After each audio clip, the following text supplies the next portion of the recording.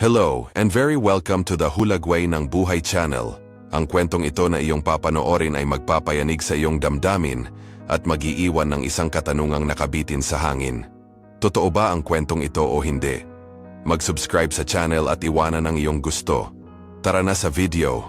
Dahan-dahang naglakad si Silvana na may matatag na mga hakbang habang papalapit sa kahangahangang gusali ng bangko. Para siyang nakatayo sa harap ng isang engrandeng gawa ng sining na may malalaking haligi, halos parang mga higante. Sa bawat gilid ng entrance door, huminto siya saglit, huminga ng malalim, at nagsimulang umakyat sa hagdan, naramdaman ang bigat ng bawat hakbang na naglalapit sa kanya sa isang napakahalagang bagay. Sa pagpasok, ang pakiramdam ay nasa isang marangyang lugar na may mga eleganteng kasangkapan at maingat na binalak ang mga detalye. Ngunit sa ilang kadahilanan, may isang bagay na tila hindi masyadong pino. Hindi ito mahirap, ngunit wala rin itong katangian ng klase at pagiging sopistikado na inaasahan mo mula sa isang lugar na ganoon. Gayunpaman, alam ni Silvana ang kanyang ginagawa. Nasa malapit ang security guard sa tabi ng cash register, ginagawa ang kanyang trabaho gaya ng dati. Ngunit, nang mapansin niyang papalapit ang dalaga, may pumukaw sa kanyang atensyon. Simple lang ang suot niya, hindi gaanong nakakaakit ng pansin, at sa gilid ng mga mata niya, naisip niya na baka nasa maling lugar siya. Ngunit ang hindi niya inaasahan ay ang direktang pagharap nito sa kanya na may tindig na kasing tatag ng isang taong kabilang doon. "Maaari mo bang sabihin sa akin kung paano pumunta sa aking ligtas?"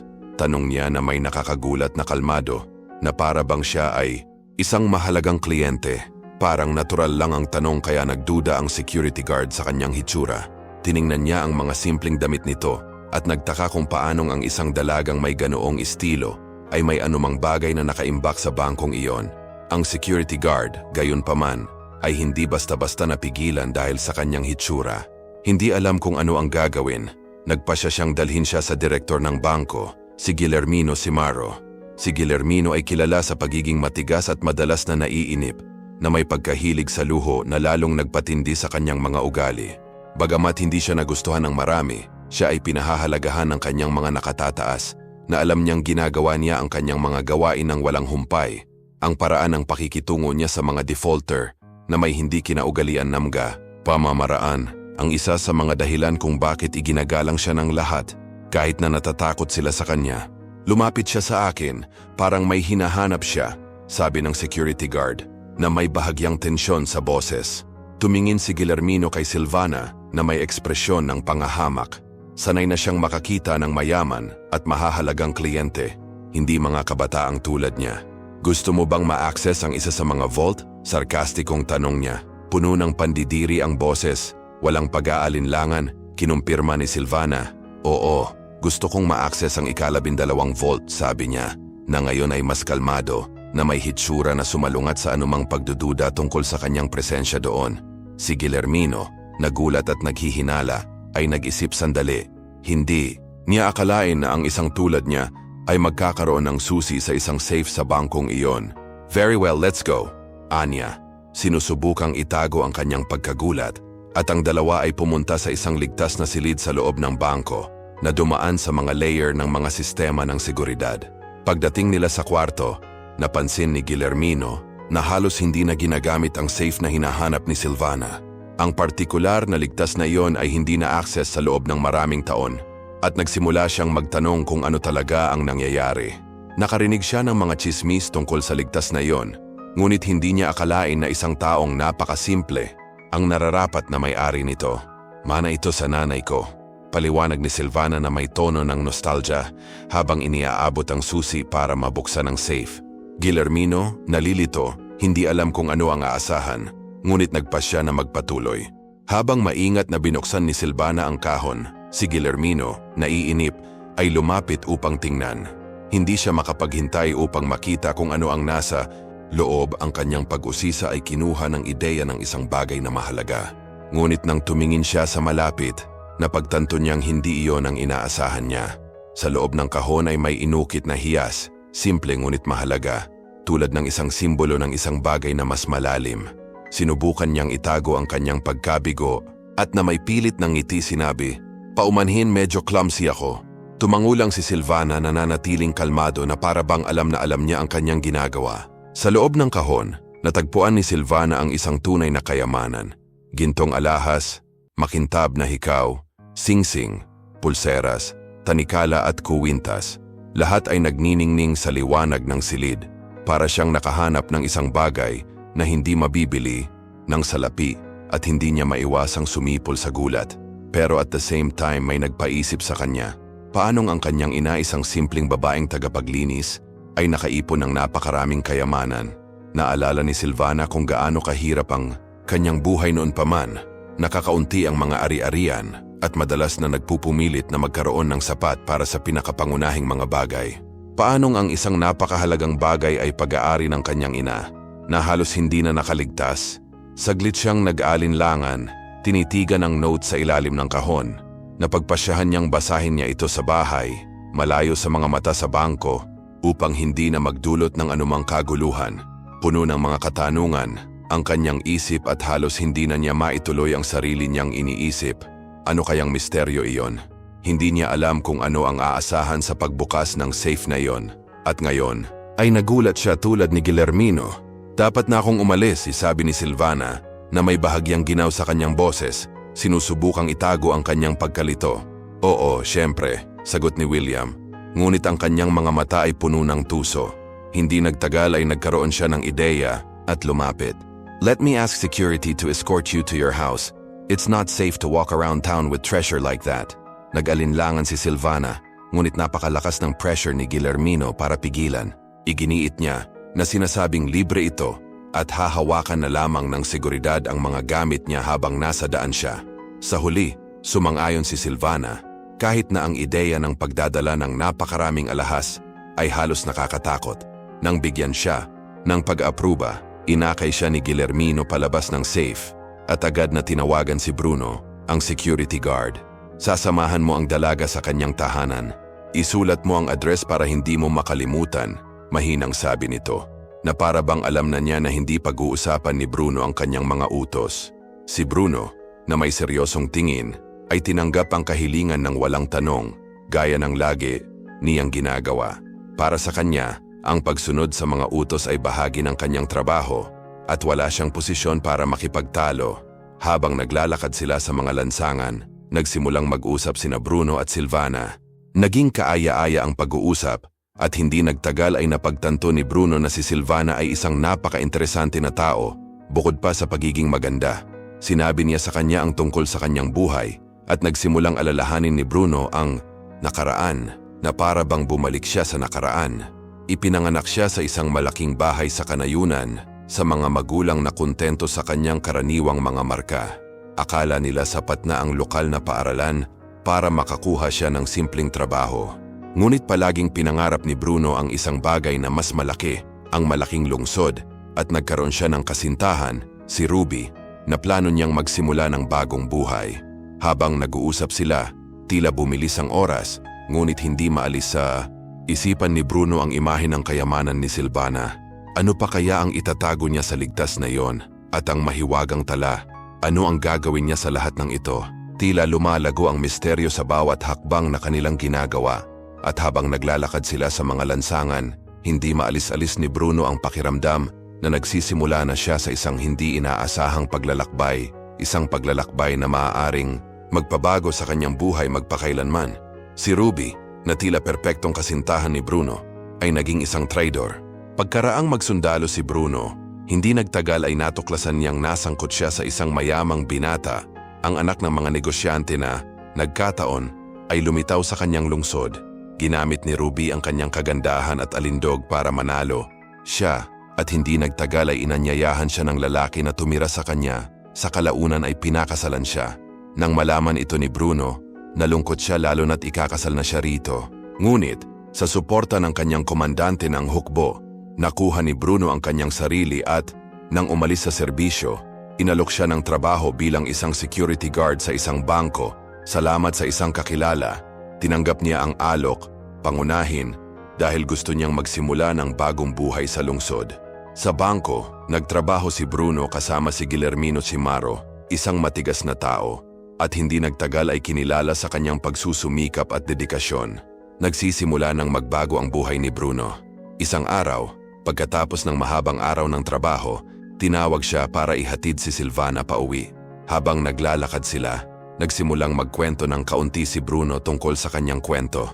Nagkwento siya tungkol sa dati niyang buhay sa bansa, tungkol sa kung paano niya laging pinapangarap na lisanin ang maliit na bayan at lumipat sa mas malaking lugar. Medyo malungkot siyempre, sabi ni Bruno, ngunit ang buhay ay nagdala sa akin sa iba't ibang mga landas.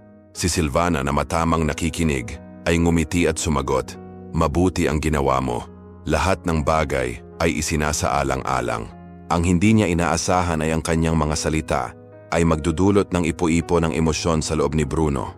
Habang nag-uusap sila, may nagbago sa pagitan nila. Si Bruno, nahihiya, ay naisipang yayain siya, ngunit nag-alinlangan.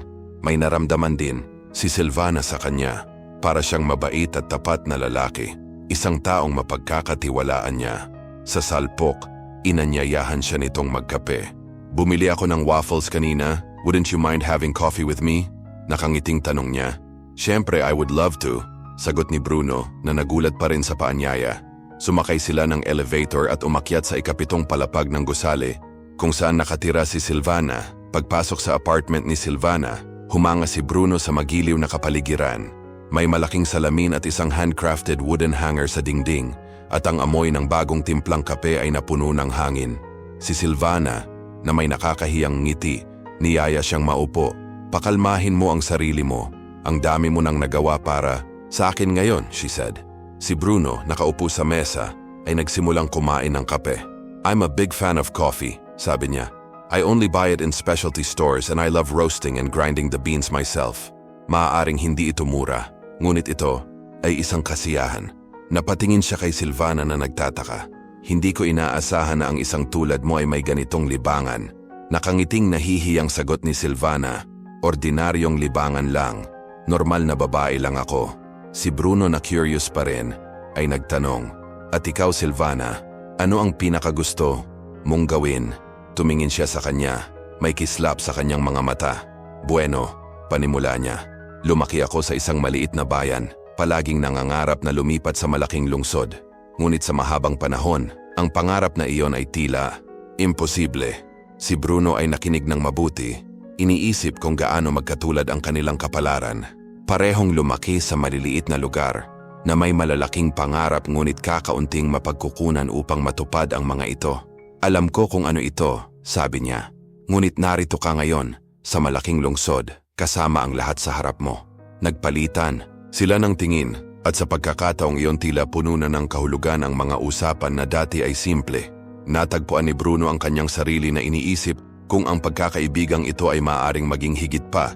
Isang bagay na hindi niya naisip, mahirap ang buhay ni Silvana at ng kanyang ina. Halos hindi sila makaraos sa maliit na kinita ng ina ni Silvana, at madalas ay walang sapat na pagkain para sa kanilang dalawa. Simple lang ang buhay nila, at walang masyadong kaibigan si Silvana. Ang mga nakakasalamuhan niya ay halos mga taong katulad niya na nahaharap din sa mga kahirapan. Magkagayunman, iisa ang pangarap ng lahat. Balang araw ay mapaunlad ang kanilang buhay at maiwan ang maliit na bayan. Ngunit, para kay Silvana, ang mga pangarap na ito ay tila lalong malayo, tulad ng isang bagay na imposible. Iniisip niya kung ano ang magiging pakiramdam ng manirahan sa isang malaking lungsod na may magandang bahay, puno ng mga bulaklak sa hardin at maginhawang buhay. Ngunit hindi magtatagal ay magigising siya at mapagtanto na ang kanyang katotohanan ay malayo doon. Hindi nakilala ni Silvana ang kanyang ama. Ang kanyang ina na si Marieta ay umiwas na magsalita tungkol sa kanya, at si Silvana, sa paglipas ng panahon, ay naunawaan na ito ay isang masakit na paksa para sa kanyang ina. Hindi pa siya nakakita ng larawan ng kanyang ama, at iyon ay palaging nagpapakurious sa kanya, ngunit kasabay nito ay iginagalang niya ang pananahimik ng kanyang ina. Hindi na ginusto ni Marieta na alalahanin ang nakaraan, at sa dami ng gustong malaman ni Silvana, hindi na niya ito ipinilit pa. Ang buhay ay tila tinahak ang landas nang walang gaanong paliwanag. Si Silvana ay palaging nakatuon sa kanyang pag-aaral, at sa suporta ng kanyang mga guro, nagsimula siyang maghanda para sa unibersidad. Naipasa niya ang kanyang mga pagsusulit at malapit na siyang magtungo sa malaking lungsod kung saan maaaring matupad ang kanyang mga pangarap. Mukhang may pag-asa ang hinaharap at hindi na siya makapaghintay na simulan ang kanyang bagong buhay. Gayunpaman, kinailangang maputol ang mga plano ni Silvana nang magkasakit ng malubha ang kanyang ina. Nagsimulang magreklamo si Marieta ng matinding pananakit ng ulo at alta presyon. Nang siya ay pumunta sa ospital, natuklasan ng mga doktor na siya ay may sakit na walang lunas. Si Silvana, desperado, ay direktang nagtanong sa doktor kung ano ang maaari niyang asahan. Malabo at puno ng panghihinayang ang tugon ng doktor. Ginagawa namin ang lahat ng aming makakaya, sabi niya, ngunit wala nang dapat gawin pa. Si Silvana na puno ng luha ay nagtanong kung may lunas ba, ngunit umiling ang doktor. Sinabi na, kung ito ay simple, ang mga tao ay hindi mamamatay sa mga sakit. Hinaplos niya ang kanyang ulo at, sabay buntong hininga, sinubukang aliwin siya. Ngunit sa kaibuturan niya alam niyang maliit ang pagkakataon. Pagkatapos ay sinimulang pangalagaan ni Silvana ang kanyang ina ng may higit na dedikasyon. Pakiramdam niya ay napakabilis ng pag-unlad ng sakit ni Marieta at araw-araw ay nawawala ang pag-asa niyang gumaling. Nagsimulang mawala ng malay si Marieta at sa isang punto, may sinabi siya na ikinalito ni Silvana. Anak, marami na akong nagawang pagkakamali sa buhay ko, pero hindi mo kailangang pagbayaran. Si Silvana, emosyonal at nagtataka, ay nagtanong kung ano ang gusto niyang sabihin, ngunit hiniling ni Marieta na huwag siyang sagabal. Malayo pa ang lalakbayin mo. Pero, alam kong makakaabot ka, tutulungan ka ng regalo ko.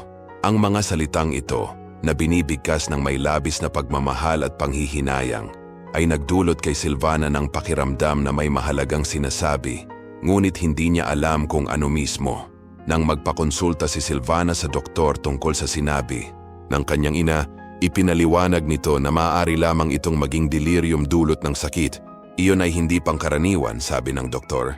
Ngunit kung ano ang sinabi niya, ay maaaring isang epiphany ng mga uri. Pagkatapos ng sandaling iyon, mas nawalan ng kontak si Marieta sa realidad at hindi nagtagal, hindi na nakilala ang kanyang anak. Naiwan siya sa isang estado ng pagkalito at si Silvana, na hindi na baguhin ang nangyayari, ay lalong nawala.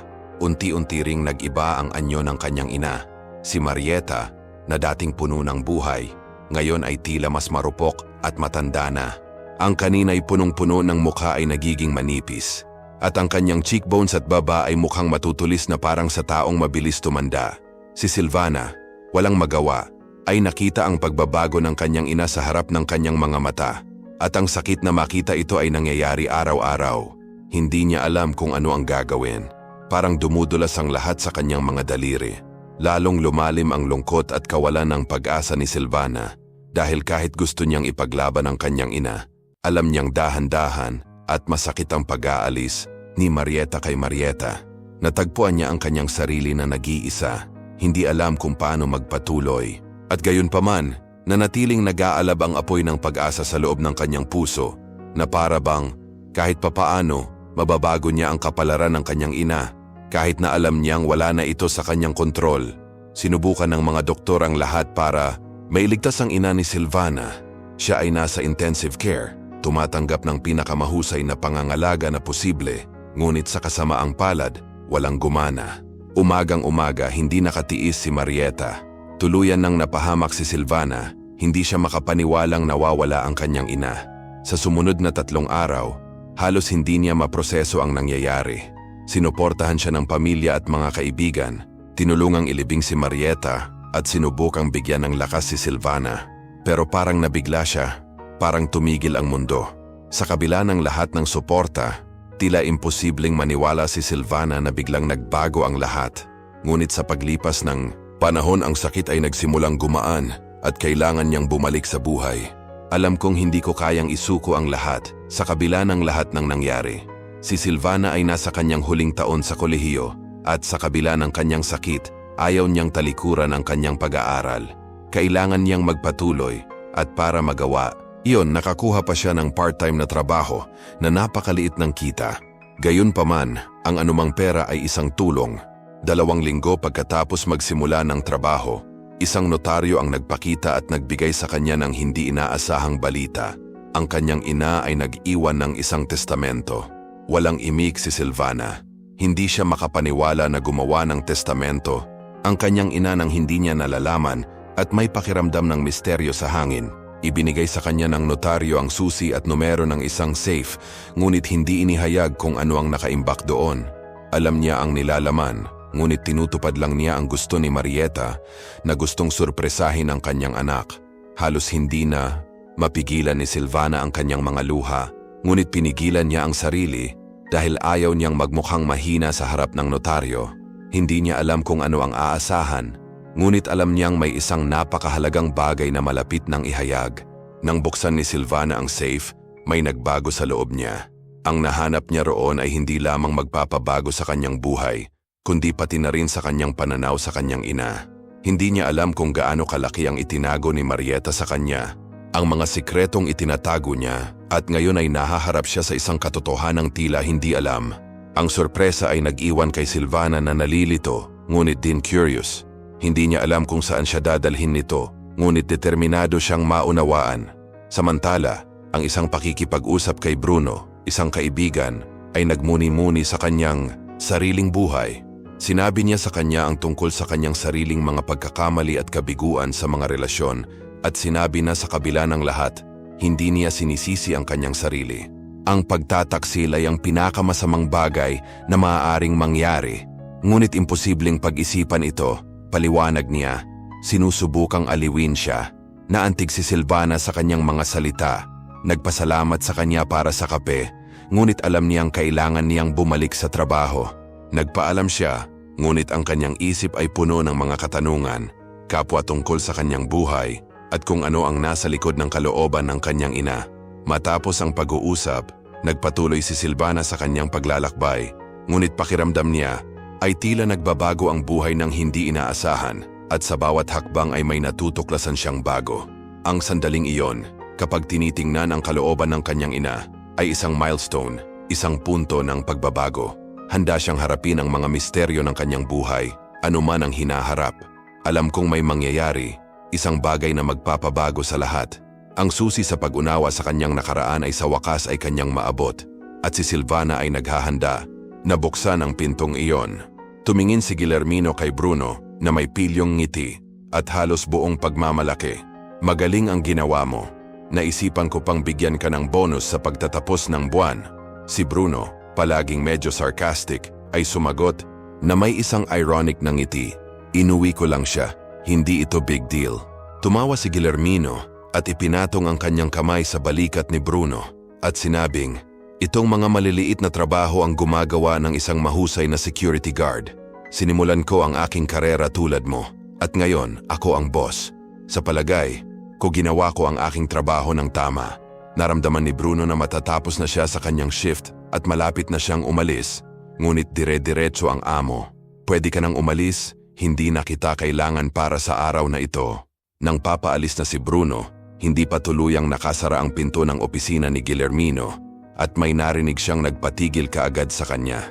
May kausap si Guillermino sa telepono at malinaw na narinig ni Bruno ang isang kahina-hinalang pag-uusap. May address ako. Doon tayo mamayang gabi. May babae at may kahon. Kunin natin ang laman, hatiin ang lahat sa dalawa. Hindi komportable si Bruno. Hindi siya makapaniwala sa kanyang narinig. Si Guillermino ay nagbabalak na magnakaw ng isang bagay kay Silvana at siya, nang hindi nalalaman, ay nakatulong. Ngayon kinailangan ni Bruno na mag-isip ng mabilis upang subukang pigilan ang darating. Nakatayo doon si Bruno, tumatakbo ang isip hanggang sa magkaroon siya ng ideya. Mabilis siyang bumaba at isang oras na nag-iisip kung paano siya kikilos. Nang sa wakas ay may plano na siya, bumalik siya sa silid ni Guillermino. May nakalimutan ka? Ani Bruno. Pilit na itinatago ang pagkabalisa. Guillermino looked at him confused and Bruno took the opportunity. Masama kasi ang tiyan ko. Baka umuwi na ako. Guillermino with a doubtful expression asked, ngunit ayos ka lang kaninang umaga. Ano ang nakain mo? Bruno, disguised, replied, masarap ang pagkain, as always. Nakaramdam lang ako ng kakaiba. Si Guillermino, na nagsisimula, nang maghinala ay nagmungkahi. Sige, ipapadala ko si Amelio upang palitan ka. Magpahinga ka na. Mabilis na lumabas ng opisina si Bruno at pinuntahan ng kasama. Ipinaliwanag niya ang sitwasyon sa ilang salita at nagmamadaling umalis sa bangko. Alam kong kailangan kong kumilos ng mabilis. Pagdating sa bahay, inihanda niya ang sarili sa mga mangyayari. Wala siyang armas, ngunit umasa siya sa kanyang pisikal na lakas. Siya ay nagsanay sa hukbo at nasa mabuting kalagayan. Kinuha niya ang kanyang backpack, nagsuot ng espesyal na kagamitan at nagmamadaling pumara ng taxi. Hindi niya alam kung ano talaga ang makikita niya sa apartment ni Silvana. Ngunit sigurado siyang kailangan niyang pigilan ang mga ito sa paggawa sa kanya.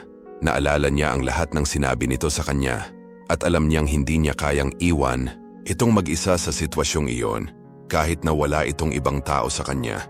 Dahan-dahang umabante ang taxi sa mga lansangan habang si Bruno naman ay halatang kinakabahan. Ang presyon ay tumataas sa bawat minuto at ang countdown ay laban sa kanya. Alam niyang anumang oras ay maaaring makarating sa bahay ni Silvana ang mga tauhan ni Guillermino. Hindi niya hahayaang mangyari iyon. Nang sa wakas ay dumating na siya sa kanyang tahanan, kinuha niya ang kanyang mga kagamitan at inihanda ang kanyang sarili upang harapin ang anumang kailangan. Kung may isang bagay na sigurado si Bruno, ito ay ang hindi niya papayag na mahulog si Silvana sa mga kamay ng mga taong ito, kahit na ang ibig sabihin ay harapin ang amo mismo at ang kanyang mga banta. Ang pagpili ay ginawa, lalaban siya para sa kanya nang walang pag-aalinlangan. Dumating si Bruno at ang kanyang kasama sa tapat ng bahay ni Silvana, ngunit walang halatang senyales na may mali. Kalmado ang bakuran at saglit na isip nilang baka huli na silang dumating. Iniisip na nagawa na ng mga tauhan ni Guillermino ang kanilang maruming gawain. Ngunit may isang bagay na nakakuha ng kanyang pansin. Isang itim na SUV ang nakaparada sa harap ng isang pamilyar na pasukan. Nakabukas ang bintana ng sasakyan at lumalabas ang puting usok mula sa loob. Napansin ni Bruno na hindi nakatingin ang driver, kaya sinamantala niya ang sandali at palihim na sumakay sa sasakyan. Sa loob, maririnig ang malambot na musika na lumilikha ng kaibahan sa tensyon sa hangin. Hindi nag-aksaya ng panahon si Bruno. Yumuko siya at mahinahong naglakad patungo sa entrance ng building. Umakyat siya sa ikapitong palapag, kung saan halos buo ang katahimikan. Walang ingay na nanggagaling doon at sinubukan niyang pinindot ang doorbell. Inaasahan ko na ang mga bandido na iniisip na kapitbahay lang ang magbukas ng pinto. Ang tunog ng paglangit-ngit ay nagpapahiwatig na may papalapit. At maya-maya ay isang matipunong lalaki ang lumitaw sa pintuan. Mukha siyang doble sa laki ng driver ng sasakyan, o at least kamukhang-kamukha niya. Mabilis na kumilos si Bruno at nagbigay ng dalawang malalakas na suntok dahilan para bumagsak ang lalaki sa lupa. Gayunpaman, bago pa siya makakilos, nakasigaw ang lalaki na nagpaalerto sa iba.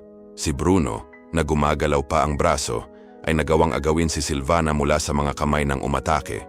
Ngunit sa sandaling sinubukan niyang umalis, siya ay binaril sa balikat.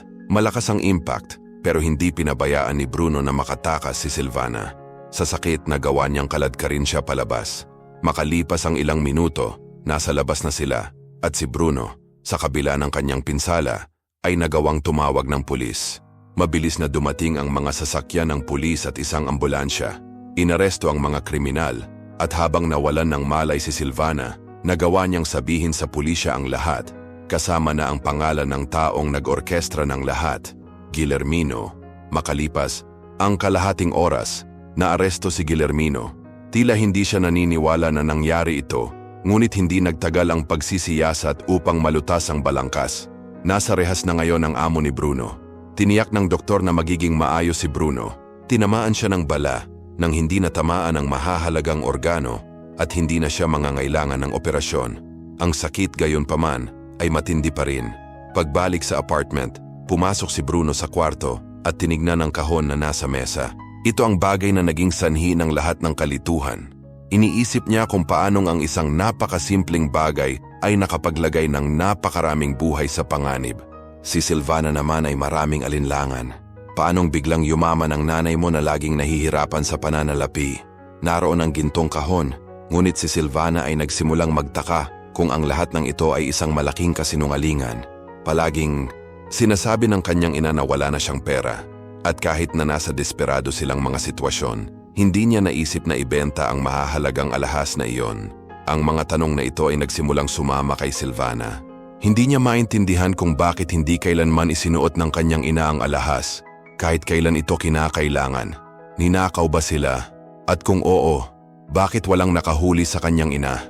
Nawala ang pakiramdam ni Silvana na para bang sinusubukan niyang pagsamahin ang isang palaisipan. Nawala ang lahat ng mga piraso. Isang misteryo ang bumalot sa kanya at nagsimula siyang maramdaman na ang nakaraan ng kanyang ina ay nababalot ng makapal na ulap. Isang kwentong hindi niya alam, ngunit malapit ng matuklasan. Kinuha niya ang isang tala mula sa ilalim ng kahon, isang bagay na hindi niya kailanman nabasa. Ngayon, sa pagtibok ng kanyang puso, determinado siyang maunawaan kung ano talaga ang nangyayari. Alam niyang nandoon ang sagot, ngunit hindi pa rin niya maipagsama-sama ang mga piraso. Binuksan ni Silvana ang papel na umaasang may mahahanap siyang mahalagang bagay, ngunit sa halip na malinaw na text, isang address at numero ng telepono lamang ang kanyang nakita. Sa dulo ay isang mensahe na isinulat ng kanyang ina. Maaari mong laging bumaling sa kanila. Ano ang ibig sabihin noon?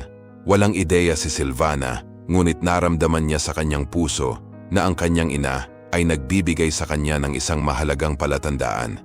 Isang bagay na maaaring makatulong sa kanya na maunawaan ang higit pa tungkol sa mga lihim na palaging nakatago sa kanyang pamilya. Para bang nag-iwan ng susi ang kanyang ina sa isang misteryo. At naramdaman ni Silvana na kailangan niyang malutas ito. Hindi niya alam kung kanino ang numero ng telepono o kung ano ang inaasahan niya pagdating sa address na iyon. Ngunit pagkatapos ng maigting na pakikipagtagpo sa mga bandido na halos itulak siya sa limitasyon, hindi na siya makapaghintay pa. Ayaw ni Silvana na manatili sa bahay. Hinayaan ang kanyang pag-aalinlangan at pangamba. Kinabukasan, armado ng mapa, determinado, siyang umalis. Nasa kalapit na rehiyon ng address at ayaw niyang mag-aksaya ng oras sa pampublikong sasakyan. Kaya, sa kaunting pera, nagpasya siyang umupa ng serbisyo ng taxi na inirerekomenda ng kanyang kapitbahay si Eleonora na may alam na magandang kumpanya na hindi masyadong naniningil. Narito si Emilio, ihahatid ka niya. Nakangiting sabi ni Eleonora. Nagpasalamat si Silvana sa kanya.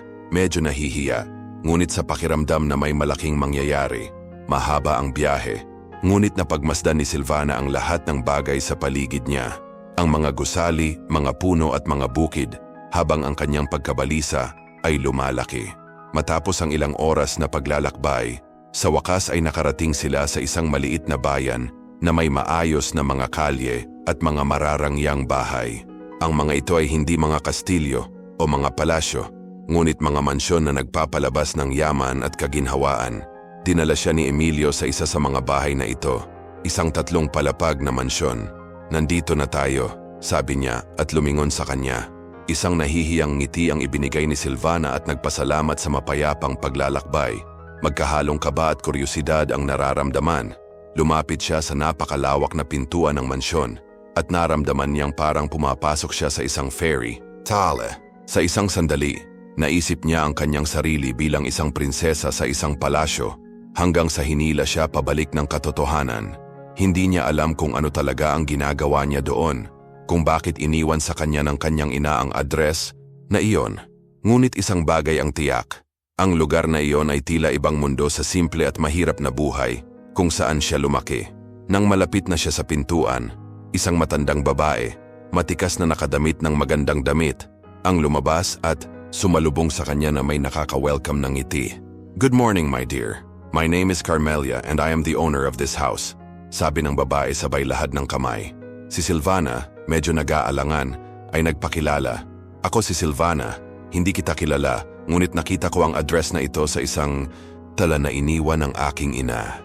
Pagkatapos iniabot niya ang kapirasong papel na iniingatan niya, kasama ang sulat kamay ng kanyang ina. Nang tingnan ni Carmelia ang note, nanlaki ang kanyang mga mata at ang kanyang mukha ay napalitan ng matinding emosyon. Walang sabi-sabing hinawakan niya si Silvana sa kamay at dinala siya papasok ng mansyon. Kumuha ng panyo para punasan ang kanyang mga luha. "Ang nanay mo, Marieta Reyes," ungol ni Carmelia na parang sinusubukang iproseso. Pagpasok ni Silvana sa mansyon, namangha siya sa dekorasyon. Lahat ay napakarangal, parang sa telebisyon lang niya napapanood. Mayroong isang buong art gallery, marble floor, at antigong oak na kasangkapan na tila nagkukwento mula sa ibang mga panahon. Naramdaman ni Silvana na malapit na niyang matuklasan ang isang bagay na mas malaki pa sa inaakala niya. Sinimulan na niya ang paglalakbay sa pag-aakalang mauunawaan lamang niya ang isang bahagi ng kwento ng kanyang ina, ngunit habang sumusulong siya, napagtanto niyang malapit na niyang matuklasan ang isang lihim na mas malalim at mas komplikado kaysa sa anumang naisip niya. Ang mansyon, kasama ang lahat ng kagandahan at misteryo nito, ay tila ang tagpuan ng isang kwentong hindi pa niya nalaman, ngunit ngayon ay malapit ng malaman. Akala ni Silvana na nanaginip siya, pero hindi. Si Carmelia, ang may-ari ng napakalaking mansyon, ay nasa kanyang tabi na may magiliw ng ngiti at isang kumpiyansa na tindig. Umupo si Silvana sa mesa na tila gawa sa mamahaling kahoy at pinalamutian ng napakagandang panel. Ipinakita ng lahat sa silid na yon ang karangyaan na maibibigay ng mga may-ari. Marami tayong pag-uusapan, sabi ni Luciano, ang may-ari ng bahay, habang nagpapahiwatig ng isang maingat na inukit sa kamay na upuan. Pumasok siya sa usapan ng may natural na paggalang. Mayroon akong karangalan na ipakilala ang aking sarili, Luciano, sabi niya. Iniabot ang kanyang kamay kay Silvana. Napahawak siya ng mahigpit. Nakaramdam siya ng mga paru-paro sa kanyang tiyan nang banggitin niya ang kanyang pangalan. Ako, si Silvana Reyes, anak ni Marieta Reyes. Iniwan niya sa akin itong kahon at isang tala. Pinagmasdang mabuti ni Luciano ang kahon at saka tumingin sa asawang si Carmelia. Ito ba ang mga hiyas? Ulong niya na halos hindi makahinga. Tumango si Carmelia, hindi gaanong nasasabik kaysa kanina. Yes, they are, kalmadong sagot niya. Tila lalong naiinip si Luciano. Maaari bang may magpaliwanag sa akin kung ano ang nangyayari dito? Bulalas niya, nawalan ng galit. Pagkatapos ay naghain si Carmelia ng mabangong Chinese tea at naglagay ng isang mangkok ng matamis sa tabi ni Luciano. At nagsimulang magkwento. Nagkaroon sila ng negosyo na nagdala ng maraming kayamanan, ngunit marami ring hamon. Ipinuhunan ni Luciano at Carmelia ang lahat ng mayroon sila, lahat ng kanilang lakas, sa pakikipagsapalaran. Gayunpaman, inilayo sila nito sa kanilang anak na si Marieta. Lubos silang nakatuon sa kanilang tagumpay, sa pananalapi na nauwi sa kawalan ng sapat na oras upang kumonekta sa bata. Sa kontekstong ito na kontrol ni Marieta ang kanyang sariling buhay. Nang medyo lumaki na siya, nakilala niya si Jose, ang kanyang kasintahan. Sinubukan ng kanyang mga magulang na makialam, sinusubukan na protektahan siya, ngunit ang kanilang mga salita ay mapurol. Masyadong maaga upang isipin ang tungkol sa isang pamilya. Binalaan nila siya tungkol sa mga panganib at kahihinatnan, ngunit si Marieta, determinado, ay nagpasya na susundin niya ang kanyang puso. Hindi niya gustong mamuhay ng mapilit. Tumakas siya sa bahay na may determinasyong hindi maintindihan ng kanyang mga magulang. Sinubukan siyang ibalik ni Luciano at Carmelia, ngunit wala itong silbi. Pinutol niya ang mga relasyon at ang kanyang mga magulang, kahit gaano kasakit, ay tinanggap ang katotohanan. Naunawaan nila na ang kanilang anak na babae ay nagsasarili, determinadong mamuhay ng sarili niyang buhay, kahit na nangangahulugan ito ng paglayo ng lubusan sa kanila. We wanted a future for Marieta, but the opposite ended up happening, sabi ni Silvana, na may tonong puno ng hinanakit. Umiling si Carmelia, baka sa mukha niya ang nostalgic. Hindi eksakto, sagot niya. Walang pera si Marieta, ngunit dinala niya ang mga alahas ng pamilya, ang tanging bagay na maaari niyang dalhin. Hindi namin siya hinabol o sinubukang bawiin. Naisip namin na desisyon niya iyon at kailangan naming igalang iyon. Kaya, si Marieta ay sumunod sa kanyang landas, sa pag-ibig kay Jose, sa paniniwalang kasama niya ang hinaharap na lagi niyang pinapangarap. Kahit na ito ay isang mas mahirap na landas, determinado siyang bumuo ng isang bagay na malayo sa mga limitasyon na ipinataw ng kanyang mga magulang. Tinanggap ni Luciano at Carmelia ang katotohanan. Alam nilang mas mabuting hayaan ang kanilang anak na mamuhay sa kanyang paraan. Iniwan niya sila, ngunit hindi nagdulot ng malalim na sugat. Ngayon mas naunawaan ni Silvana ang bigat ng desisyong iyon at kung gaano katatag ang isang babae ng kanyang ina. Si Jose ay nagsimulang uminom ng higit at higit pa at sa paglipas ng panahon, siya ay umuuwi ng mas lasing tuwing gabi. Umaasa pa rin si Marieta na magbabago siya at magsisimula ng panibagong kabanata sa tabi niya. Pero parang lumalala lang ang lahat. Lalong lumayo siya at sa isang sandali ng desperasyon, naisipan pa niyang ibenta ang mga alahas ng pamilya ni Marieta. Sa kabutihang palad, natuklasan niya ang kanyang intensyon at itinago ang kahon sa isang ligtas na lugar. Ngunit hindi iyon sapat para iligtas ang kanilang relasyon. Tinalikuran siya ni Jose noong siya ay buntis. Sa ultrasound, nalaman ni Marieta na siya ay naghihintay ng isang babae at nagpasya na palakihin ang kanyang anak na babae ng mag-isa nang hindi humihingi ng tulong sa sino man. Determinado siyang gawin ang lahat para sa kanyang anak, ngunit nanatiling mahirap ang buhay. Sa paglipas ng panahon, umupa si Marieta ng isang safe at inilagay doon ang mga alahas ng pamilya bilang paraan ng pag-iipon nito para sa kinabukasan. Madalas niyang iniisip ang mga ito, ngunit palagi niyang sinasabi sa sarili, hindi ito para sa akin, para kay Silvana. Kahit na may matinding karamdaman, hindi nangahas si Marieta na hawakan ang mga alahas. Kahanga-hanga ang kanyang tapang at determinasyon. Alam niyang may mga paraan para mapabuti ang kanyang kalusugan, ngunit tumanggi siyang gamitin ang mga mapagkukunan na maaari niyang taglayin upang mabuhay ng mas matagal.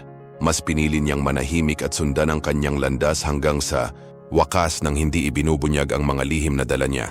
Nang dalhin siya ng sakit na iwan si Silvana na walang ina, nalaman niya na ang sakit ay walang lunas at ang mga doktor ay walang pag-asa, walang milagro. Hinatulan ni Marieta ang kanyang sarili sa buhay na ito. Palaging nagsusumikap, ngunit hindi kailanman hinahawakan ang alahas. Nagulat si Silvana nang sabihin sa kanya ni Carmelia ang lahat ng ito. Kumuha siya ng tissue at umiyak ng ilang minuto. Ngunit bigla siyang kumalma at, na may seryosong tingin sa kanyang mukha ay nagsabi, mahirap pag-usapan ito, ngunit sa palagay ko sa kaibuturan nila ginawa ang tamang desisyon. Curious na tumingin sa kanya si Luciano na nasa tabi niya. Anong ibig mong sabihin dyan? Tanong niya. Hindi naman nila pinilit na bumalik si Marieta. Inaasahan lang nilang babalik siya ng mag-isa. Kahit may kasama siyang ibang tao, alam nilang kailangan niyang pumili ng sarili niyang desisyon. Mas malinaw na nagsalita si Silvana. Sumang-ayon din si Carmelia na nakaranas ng lahat ng ito na may malungkot na tingin.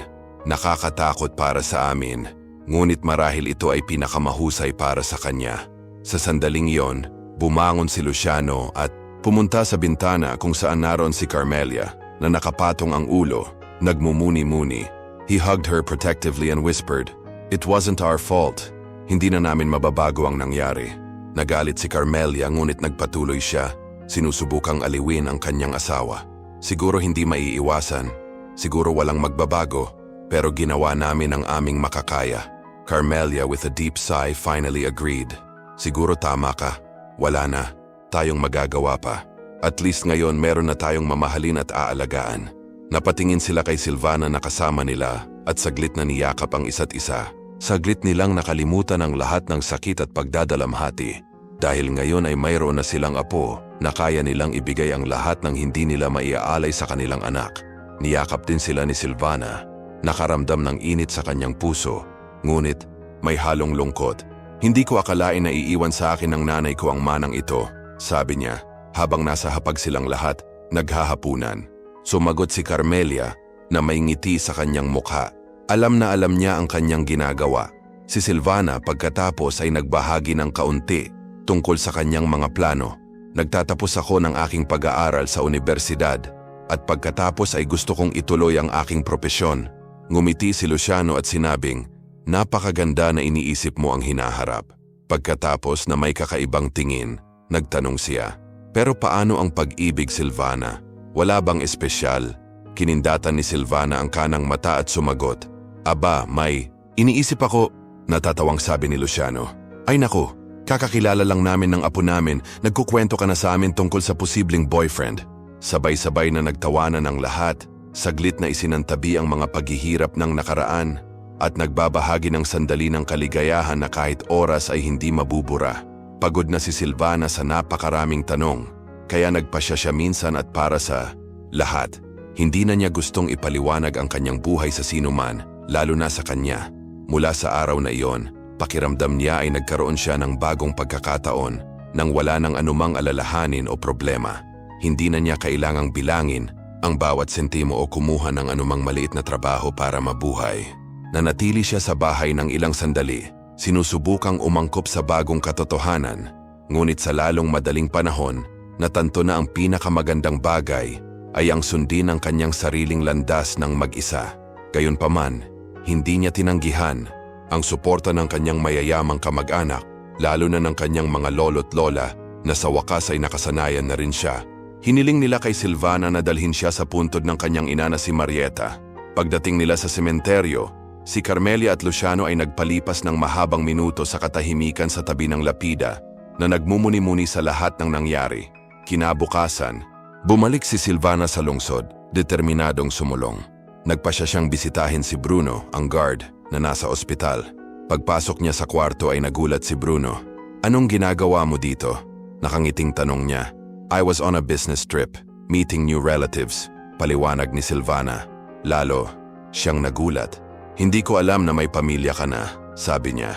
"Hindi rin ako," may pag-iisip na sagot ni Silvana.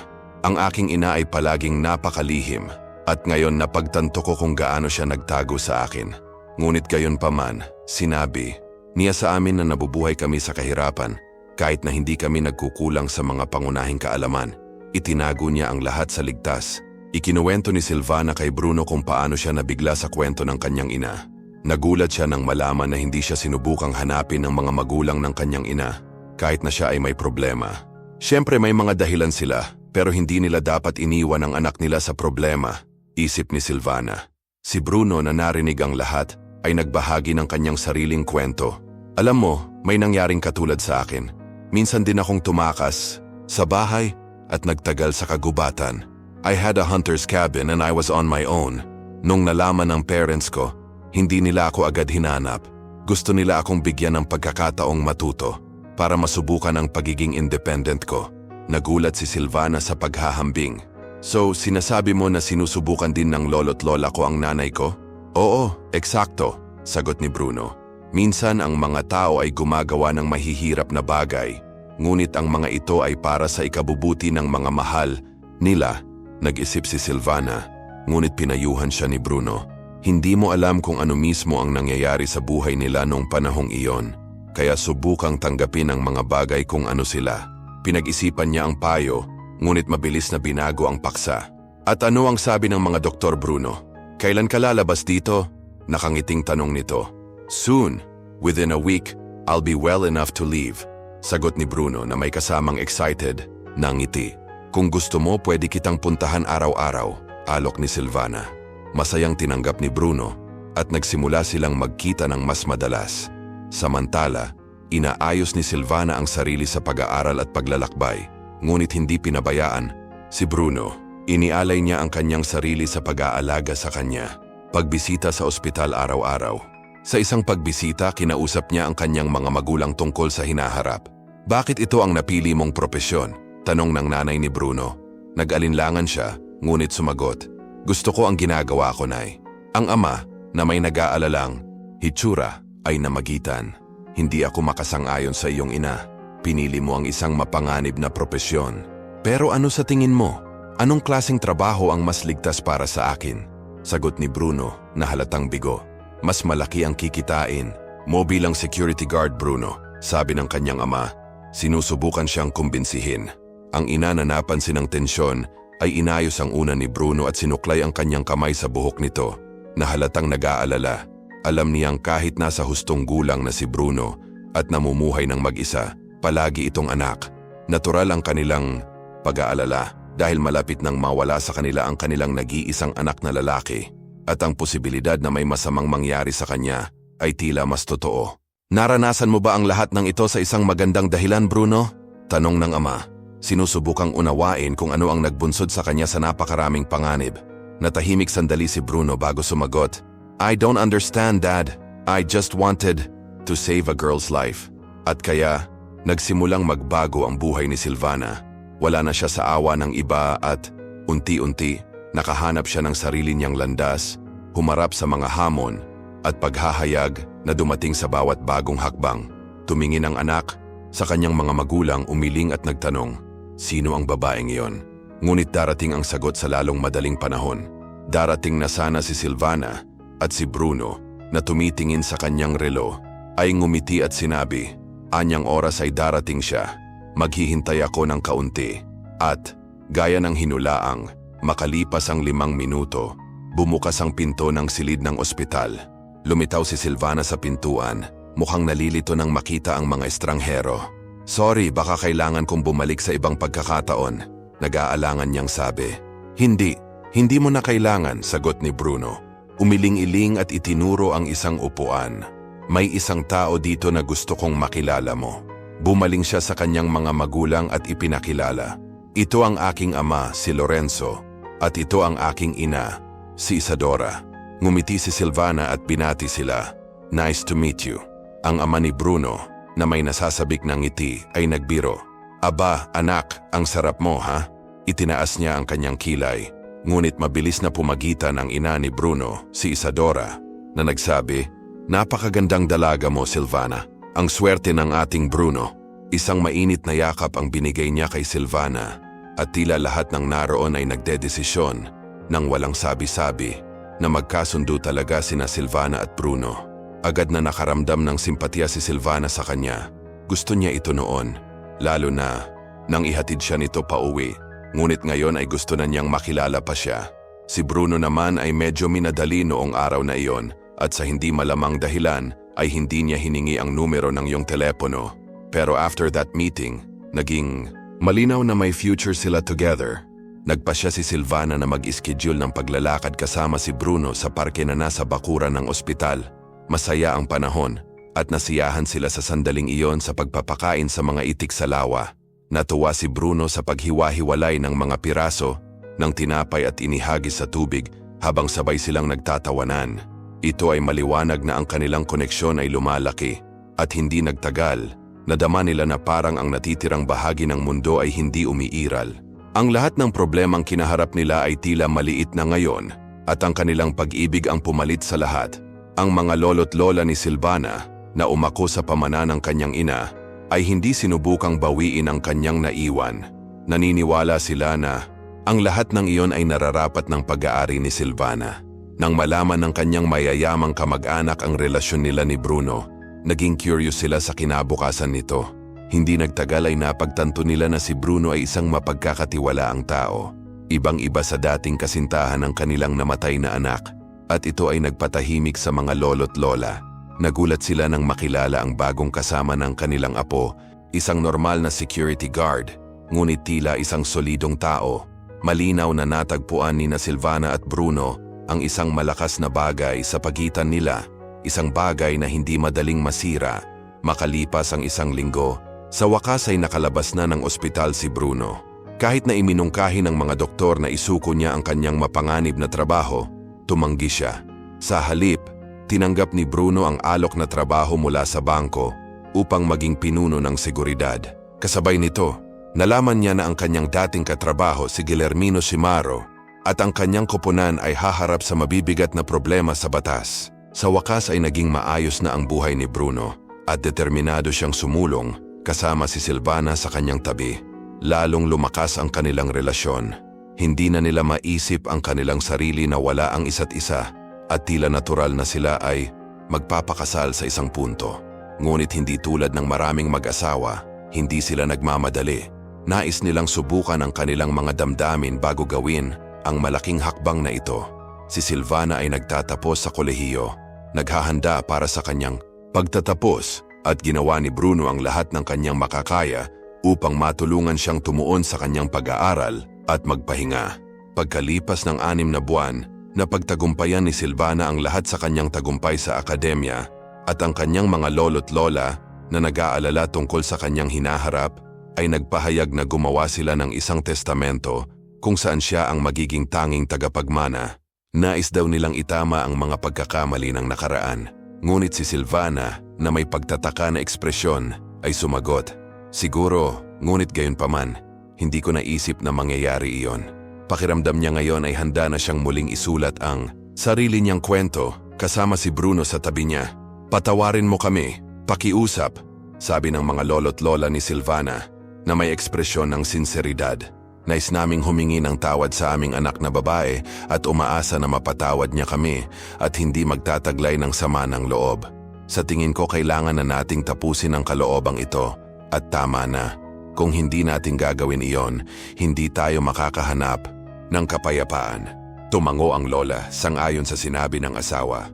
Alam nila ang kapalaran ng kanilang anak na si Carmelia at ayaw nilang sundin ni Silvana ang parehong komplikadong landas. Nais nilang magbago ang lahat para sa ikabubuti, para magkaroon ng mas masayang buhay ang kanilang apo. Sa pamamagitan nito, ang desisyon tungkol sa mana ay ginawa at sa tulong ni Bruno, ang mga bagay ay nagsimulang mahulog sa lugar para sa batang mag-asawa at ang pagbabago sa buhay ni Silvana at Bruno ay hindi tumigil doon. Nang hilingin ni Bruno na pakasalan siya ni Silvana, nabili na niya ang mga singsing at pinlano na niya ang lahat. Dinala siya nito sa isang eleganteng restaurant kung saan, pagdating pa lang nila, tumutugtog ang malambot na musika. "Please, don't judge me," medyo nahihiyang sabi ni Silvana. Si Bruno, na may ngiti sa labi, ay lumuhod at nagtanong, "Will you marry me?"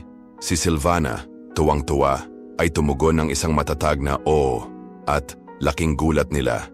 Nang mga sandaling iyon dumating, sa restaurant ang mga magulang at kamag-anak ni Bruno, nagpalakpakan at binabati ang mag-asawa. Masigla ang kapaligiran, ngunit ang talagang nagpaganyak sa lahat ay ang sorpresa. Isang sikat na pop singer ang umakyat sa entablado at nagbigay ng isang hindi malilimutang pagtatanghal na nag-iwan sa lahat ng goosebumps. Hindi inaasahan ni Silvana o Bruno ang espesyal na sandaling iyon. Ang sumunod na buwan ay nagdala ng higit pang mga sorpresa para sa mag-asawa. Enggrande ang kasal nila, may selebrasyon sa country house na bigay sa kanila ng lolo't lola ni Silvana. Noong una, naisip ni Silvana at Bruno na tumanggi sa party, ngunit iginiit ng kanilang mga lolo't lola. Sa panahon ng pagdiriwang ang lola ni Silvana, na interesado sa katotohanan na ang kanyang apo ay hindi umiinom ng alak, ay nagtanong, "Bakit hindi ka umiinom, mahal ko?" Si Silvana na may matingkad ng ngiti ay sumagot, "Hindi ko kaya, buntis ako." Parang tumigil saglit ang mundo. Sobrang naantig sina Lola at Bruno na hindi nila napigilan ang kanilang mga luha. Ang lola, habang ang kanyang mga kamay sa kanyang mukha, ay nagsabi, "Ano ang nangyayari dito? Hindi ako makapaniwala." Si Bruno na may masayang ngiti ay lumapit at niyakap ang lahat. Bulalas ng lola, "Naiiyak ako sa tuwa. Malapit na akong magkaroon ng apo sa tuhod." Si Silvana ay buntis at gustong sorpresahin ang lahat. Kinumpirma ng pagsusulit ang balita at may kagalakan sa kanyang mukha, ibinahagi niya ang balita. Nagsama-sama ang lahat ng mga panauhin upang bumati at batiin sila ng magandang kapalaran. Emosyonal din ang mga magulang ni Bruno. "Congratulations, son. I knew you can do it." Ani Lorenzo, ang ama ni Bruno, puno ng pagmamalaki ang mga mata. Hindi napigilan ni Isadora, ang kanyang ina, ang kanyang mga luha at binigyan siya ng isang mapagmahal na halik sa pisngi. Para kina Bruno at Silvana, ang party na iyon ay hindi lamang isang selebrasyon ng kasal, kundi pati na rin ng bagong buhay na nagsisimula. Hindi nagtagal, natuklasan nila na naghihintay sila ng isang anak na lalaki, isang tagapagmana ng pamilya. Sa tulong ng pamilya at mga kaibigan, naghanda sila ng isang espesyal na silid para sa sanggol. Nagpasya silang pangalanan siyang Manuel bilang parangal sa isang mahalagang ninuno. Bagaman maraming bagay ang maaaring baguhin ng inheritance money, napagtanto ni Silvana at Bruno na ang pinakamahalaga sa lahat ay ang pagmamahal na pinagsaluhan nila. Hindi sila naakit ng tuksong gamitin ang mga alahas ng pamilya para magpayaman, dahil alam na nila ngayon na ang tunay na kayamanan ay nasa kanilang pagsasama at kinabukasan ng kanilang anak. Nagsimula silang magtayo ng isang bahay na may matinding pag-iingat na inalagaan ang bawat detalye upang matiyak na si Manuel ay nasa lahat ng kailangan niya. Ngunit ang pinakamahalaga ay lumaki siya sa isang tahanan na puno ng pagmamahal at pangangalaga. Ang kanilang kaligayahan ay sa paglikha ng isang matatag at mapagmahal na pamilya, at alam ni Bruno at Silvana na ito ang simula ng isang bagong buhay para sa lahat. Sa pagsilang ng kanilang anak at pagkakabuo ng isang nagkakaisang pamilya, ipinakita ni Bruno at Silvana sa lahat na, sa huli, ang tunay na mahalaga ay pag-ibig, pagmamahal at pinagsamang sandali. Sila ay handa na para sa hinaharap, tiyak na walang mas mahalaga kaysa sa pagiging magkasama. At habang naghahanda sila para sa pagsilang ni Manuel, nadama ng mag-asawa ang higit na kasiyahan kaysa dati, na handang harapin ang anumang pagsubok na darating. Kung nagustuhan mo ang kwentong ito, huwag kalimutang i-like at mag-subscribe sa channel para sa mas espesyal na mga sandali tulad nito.